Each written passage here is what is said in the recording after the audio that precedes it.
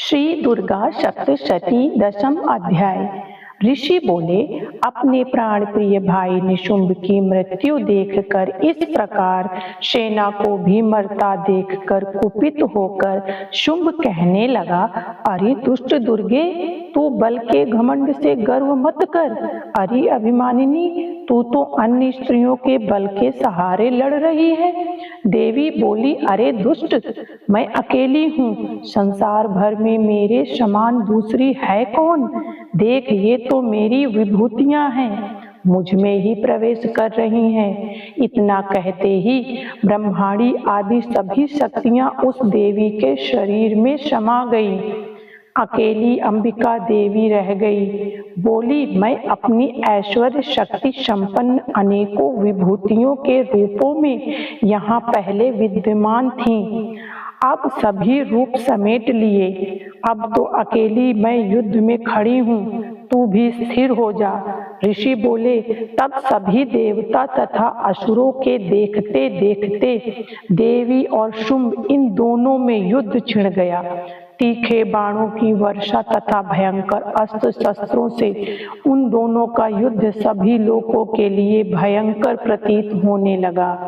अंबिका जितने भी दिव्य से दिव्य अस्त्र छोड़ती जाती, दैत्येंद्र उन्हें निवारक अस्त्रों द्वारा तोड़ता जाता। इसी प्रकार परमेश्वरी अंबिका भी खेल खेल में हुंकार आदि शब्दों द्वारा दैत्य से छोड़े गए दिव्य अस्त्रों को तोड़ती गई। तदंतर असुर ने सैकड़ों बाणों से देवी को आच्छादित कर दिया। तब देवी ने भी कुपित होकर बाणों द्वारा उसका धनुष काट डाला। धनुष के टूट जाने पर दैत्य ने हाथ में शक्ति उठा ली। धनुष तो पहले ही कट चुका था।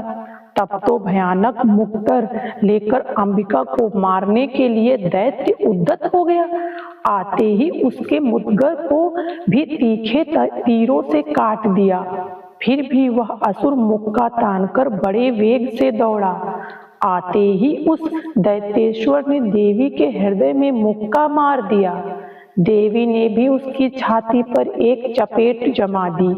देवी की उस चपेट के लगते ही वह दैत्यराज पृथ्वी पर गिर पड़ा। गिरकर भी सहसा उसी प्रकार उठ पड़ा। तब उछलकर देवी को उठाकर आकाश में स्थित हो गया।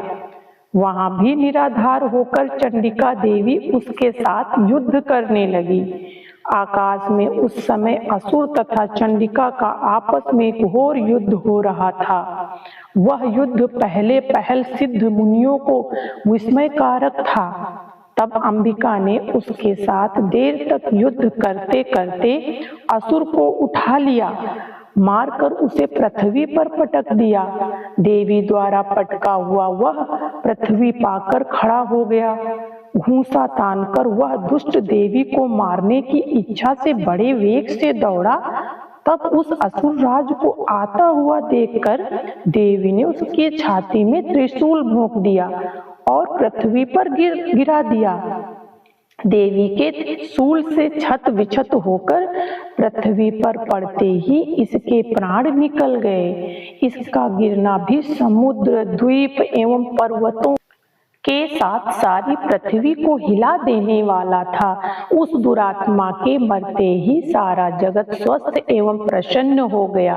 आकाश भी बहुत साफ दिखाई देने लगा।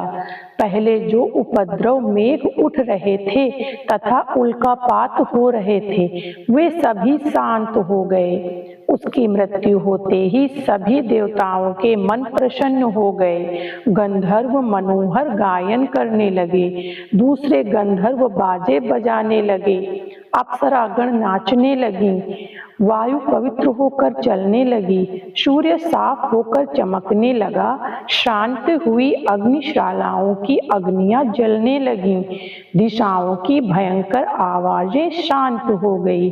जय माता रानी की। 10वां अध्याय समाप्त।